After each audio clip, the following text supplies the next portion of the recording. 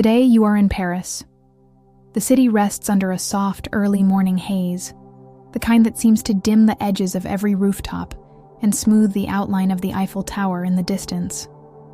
The streets are quieter than they will be later, when crowds of visitors and locals begin to fill cafes and shops. But in these first hours of the day, there is a rare stillness, a lull before the heartbeat of Paris quickens. And within this calm, you awaken. You are Taylor Swift, one of the most recognizable artists in the world. Yet for this moment, you are simply a person in a quiet hotel room, breathing in the faint scent of crisp linen and fresh flowers placed discreetly in a vase on a nearby table. This is a day unlike many others, and yet in some ways, it feels like many that have come before it. Tonight, you will step onto the stage of La Défense Arena, one of the largest indoor venues in Europe, to sing before tens of thousands of people. But that moment is far away. For now, the day begins slowly, deliberately, and quietly. The faint light of dawn filters into your hotel suite through floor-to-ceiling windows. You are on an upper floor, far above the early clatter of the streets below. The curtains, made of heavy fabric in shades of ivory and gold, part just enough to let the morning's first glow touch your skin. When you turn your head slightly, you can see it, the Eiffel Tower, steady and unmoving against the sky, its iron latticework silhouetted against a pale wash of blue. You breathe in deeply, the room faintly cool from the night's air conditioning, carrying a trace of lavender from the hotel's linen service. Your eyes adjust to the muted light. The clock at your bedside glows softly, its digits unhurried. You rise slowly, stretching your arms overhead, your body moving with deliberate ease. The floor beneath your feet is smooth, polished wood, slightly cool to the touch. You step into soft slippers and make your way across the room, taking in the simple details. A neat stack of sheet music on a desk by the window, a guitar resting silently in its stand, and a pair of notebooks with your handwriting inside, waiting for you whenever inspiration calls. In the bathroom, you run cool water over your hands and splash it gently on your face. The mirror reflects someone both familiar and slightly different, your hair falling in soft strands, your eyes still heavy from sleep. You press a towel, fresh and warm from the hotel's morning service, against your skin, breathing in the clean cotton scent. When you return to the bedroom, breakfast has been set on a small round table by the window. A silver tray holds a Parisian spread, a croissant with delicate layers that flake at the edges, a slice of warm baguette, small dishes of butter and jam, and a porcelain cup filled with dark coffee, its surface swirling with steam. Alongside it, a glass of orange juice catches the light, glowing amber in the morning sun. You sit by the window, the Eiffel Tower in sight, and break off a piece of the croissant. The pastry crumbles softly between your fingers before melting in your mouth, its buttery taste delicate and fleeting. The coffee warms you as you sip, the bitterness balanced with a faint sweetness from the sugar stirred in. Paris outside is beginning to stir. The muted hum of cars can be heard, and the occasional sound of footsteps on the pavement below rises faintly. But up here it feels distant, like an echo from another world. You take your time with the meal, not because you are in a rush, but because you are not. The hours ahead will be filled with motion, voices, lights, and music. But now, the quiet is a gift. You open one of the notebooks and look at the pages. Some lines are just fragments of words, half-formed verses that may one day become songs. Others are journal notes, reflections from nights on tour, names of people met along the way, or simply the date and city, a record of where you were when the thought appeared. You lean back in the chair, watching the Eiffel Tower as the sun climbs higher, its iron beams catching more of the light. Soon, the day will move forward, step by careful step. But in this moment, in the silence of a Paris morning, you are still. The hours move forward slowly, as they always do in the calm rhythm of the morning. You finish breakfast and stand by the wide glass windows, resting your hands lightly against the cool pane. looking down at the Paris streets below. The hotel is tall, a discreet kind of luxury that shields you from the busyness beneath. People walk to work, cars cross the intersections in steady patterns, and the faint aroma of fresh bread drifts upward from the bakery across the street. Paris carries on with its ordinary routines, while you prepare for one of your own. You know that your day will build piece by piece toward tonight's concert. There is no rush yet, but there is structure. The hours are mapped out by assistants and managers, but the motions within them belong to you. You walk slowly toward a wardrobe, its polished wooden doors opening onto a row of carefully chosen clothing. Hanging neatly are rehearsal outfits: soft leggings, lightweight sweaters, sneakers designed for comfort rather than display. The costumes for tonight's performance are elsewhere, stored securely with the team that maintains them. But here you find what you need for the long hours ahead. You pull on the simple clothes, adjusting the fit until they feel right. Then tie your hair back loosely, the strands falling where they may. The hallway outside the suite is carpeted and quiet. You step out, accompanied only by the faint sound of your own footsteps. Downstairs, a small group waits: a driver, an assistant holding a folder, and one of the tour managers who has already been awake for hours. They greet you softly, not with fanfare, but with the efficiency of people who know the rhythm of tour life. Together, you leave the hotel through a discreet entrance, avoiding the bustle of the main lobby. The car ride through Paris is unhurried. The streets wind through a mix of old stone facades and modern storefronts, each block carrying its own history. You look out of the tinted windows, observing the city pass without the need for conversation. A cafe on the corner has chairs facing outward, filled with early customers sipping coffee.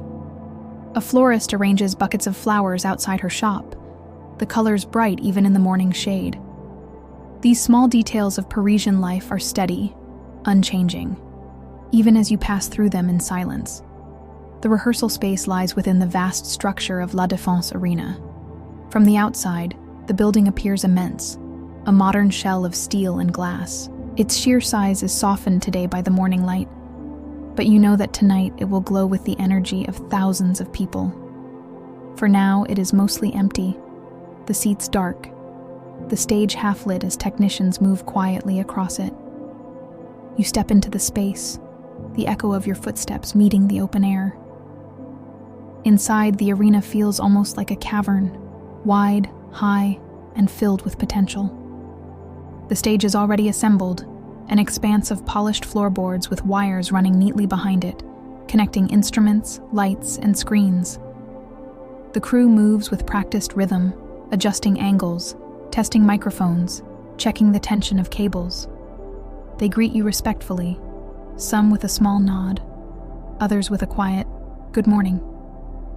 Rehearsals begin gradually. You take your place at the center of the stage, microphone in hand, though for now your voice is not at full strength.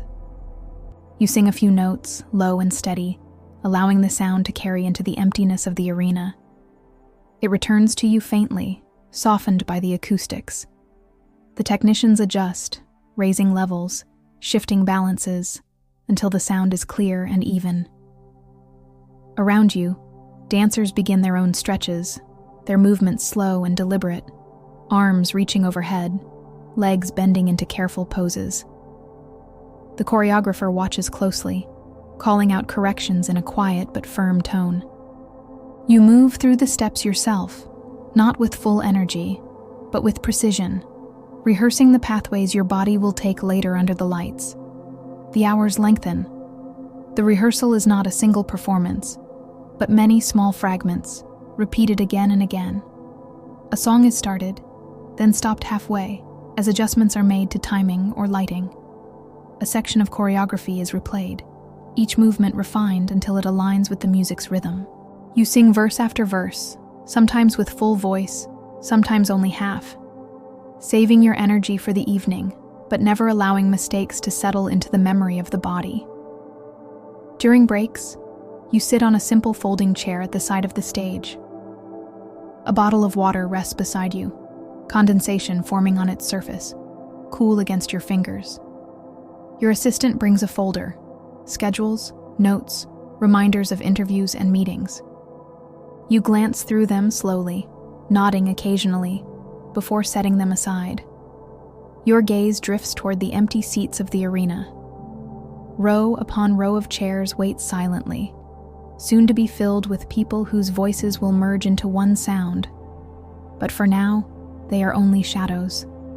At midday, lunch is served in a private room near the stage. The food is plain and nourishing: grilled chicken, vegetables, rice. You eat quietly with members of your team: the tour manager, the vocal coach, the stylist. Their conversations flow around logistics, timing, wardrobe changes, transportation after the show. You listen, offering a word here and there, but mostly observing, conserving your energy as you often do before a concert. After the meal, rehearsals resume. This time, the full sequence of songs is attempted. The dancers move with greater precision. The band plays with stronger volume. The screens display their test visuals. The sound fills the arena, no longer tentative, but not yet complete.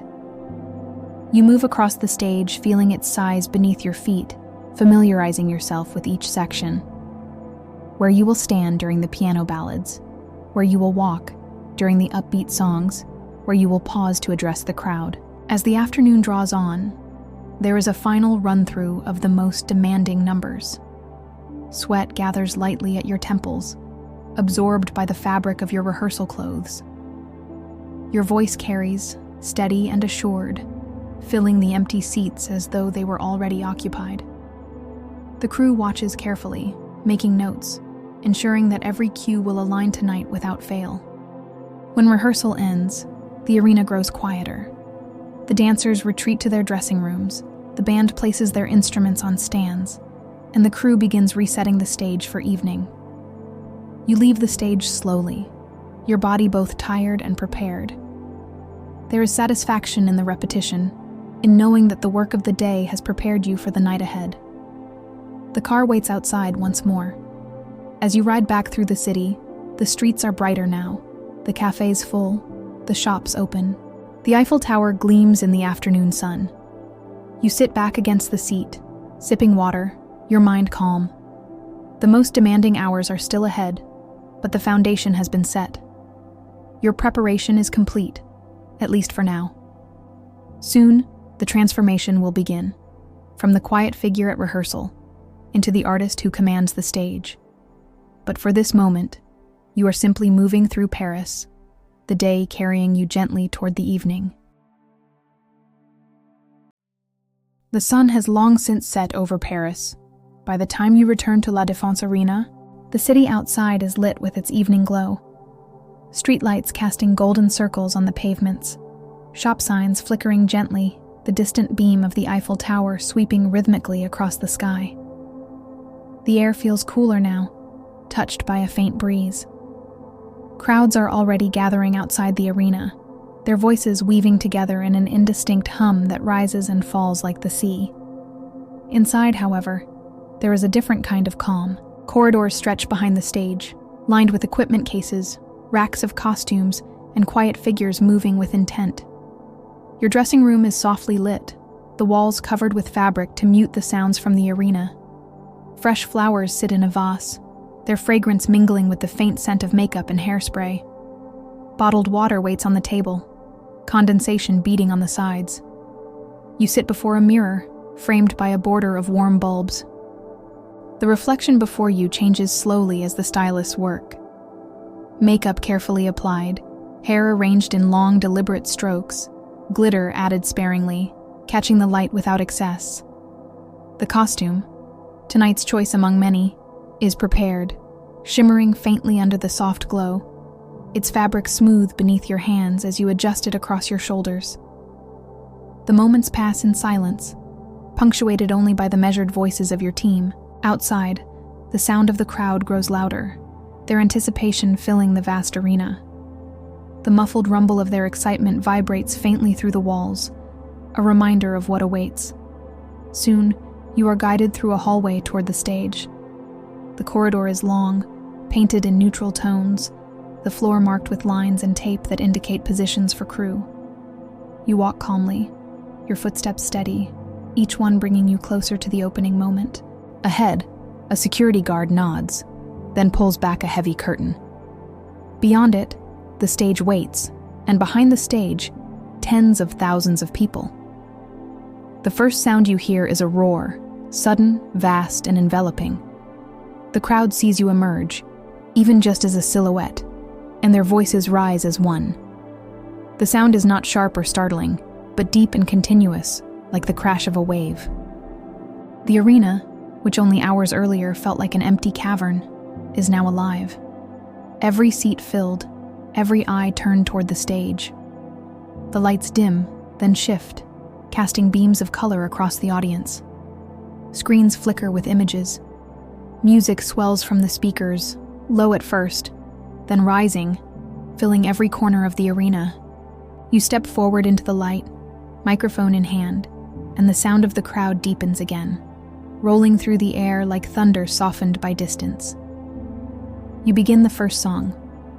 The notes leave your lips smoothly, carried by the sound system, spreading outward into the expanse. You hear your voice not only in your own ears, but also in the reflection of the arena itself, a softened echo returning from distant walls. The band plays behind you, steady and controlled, their instruments blending seamlessly with your voice. The audience sings along, thousands of voices merging into one. You can feel their sound as much as hear it, the vibration reaching through the floor and into your body. You move across the stage, each step measured, the fabric of your costume catching the colored lights. Minutes pass, though time feels different here. Each song flows into the next, separated by pauses where you speak softly into the microphone, your voice calm but amplified, reaching even the furthest seats. The crowd responds with cheers, then quiets again as the music resumes. The heat builds. Lights blaze overhead, warm against your skin. Sweat gathers lightly at your temples and across your back, absorbed by the fabric of your costume. A crew member passes you a towel between songs. You press it briefly to your face, then continue. The movement is natural, part of the rhythm of performing. You change costumes during interludes. Behind the stage, assistants move quickly but efficiently, unfastening one outfit, helping you into another. Each change is smooth, practiced through repetition, and within minutes you step back onto the stage transformed. The audience notices instantly, their voices rising in approval, then fading as the music begins again. Certain songs stand out, each for their own reason. A ballad at the piano. The arena grows hushed, thousands of people falling silent, listening to a single voice and the slow rhythm of keys. The sound is pure, simple, unadorned. For a moment, the scale of the venue disappears, replaced by an intimacy that feels as though you are singing in a quiet room. Later, a louder, faster song brings energy back. The dancers move with precision beside you, their feet striking the stage in unison, their arms cutting through the air. The lights flash in time, sweeping across the audience, illuminating their faces in brief glimpses. You see tears, smiles, hands raised in rhythm. Minute by minute, the concert unfolds like a journey. Each section of the set list marks a different era of your career. Songs written years apart, yet connected here in a single evening. You feel the passage of time within the music, the younger version of yourself who wrote certain lyrics, the older self who interprets them now with a different voice, the continuity between them both. The night deepens. Hours have passed since the first note, though on stage, time is measured not by the clock but by the songs themselves. The arena remains filled with sound and light, a world contained within four walls. At last, the final songs approach. The energy shifts subtly, the crowd sensing the end is near. They sing louder, as though trying to prolong the moment. You give the last verses everything left within you, not with strain, but with fullness, letting your voice carry until the final note fades. The lights dim once more, The final chord echoes through the arena, then vanishes into silence. For a heartbeat, there is stillness. Then the roar returns, immense and sustained, a wave of sound rising again and again. You bow slowly, the sweat cooling on your skin, your breath steadying after the long performance. You leave the stage gradually, waving as you step into the shadows. The curtain falls behind you. The roar continues, fading only as distance grows between you and the arena. Backstage, the corridors are quiet again, as though the sound was confined to the performance itself. You walk slowly, surrounded by your team, the costume heavy on your shoulders, the echoes of the song still lingering in your body. The concert has ended, but the night is not yet over. The concert is over, yet the sounds still linger faintly in your ears. The echo of voices, the vibration of instruments, the collective rhythm of thousands of people singing in unison. Even after you leave the stage, even after the lights dim and the arena begins to empty, the energy remains with you like a soft hum under the skin. You step into a quieter hallway backstage. Crew members move about, coiling cables, wheeling equipment back into its cases, their work deliberate and steady. Some nod as you pass, others murmur congratulations, but the tone is subdued now, as though the arena itself has entered a state of rest. You feel a hand on your shoulder, gentle, familiar. It is Travis, who has been waiting for you throughout the evening. His presence grounds you, a reminder that beyond the show and the noise, there is this quiet companionship. Your team gathers briefly, speaking in calm voices about the evening. The tour manager notes the timing of each section. The sound engineers comment on balance, the choreographer on precision. You listen, nodding occasionally, but your attention drifts. The performance is complete, and your body longs for stillness. You change into softer clothes, a loose shirt, comfortable trousers, shoes that slip on easily.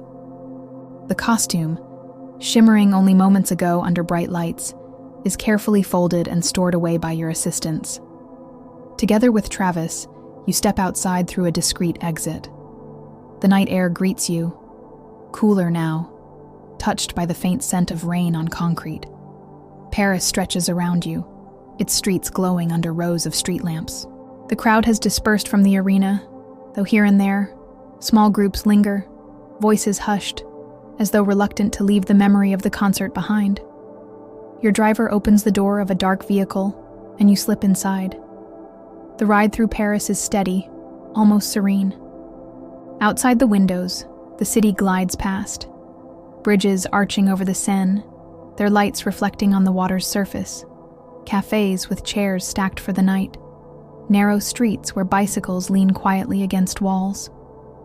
You watch it all in silence, the city slowing your thoughts. Travis sits beside you, his hand resting lightly on yours, neither of you needing to speak. The car stops at a restaurant, discreetly chosen for privacy. Its windows are half-shaded, the entrance tucked away from the main boulevard. Inside, the air is warm, carrying the aroma of herbs and roasted vegetables. The tables are dressed simply with linen and small candles, the light flickering softly against the glassware. You are guided to a quiet corner. The staff speaks in hushed tones, their French lilting and calm. The menu is simple, but thoughtful. You choose slowly, not out of indecision, but because your body is still unwinding from the intensity of the stage. A bowl of onion soup arrives first, its surface glistening, the aroma deep and comforting. Travis chooses steak, the meat seared lightly, served with potatoes roasted in butter. You share bites with one another, laughing softly at the ordinary intimacy of it. The conversation drifts.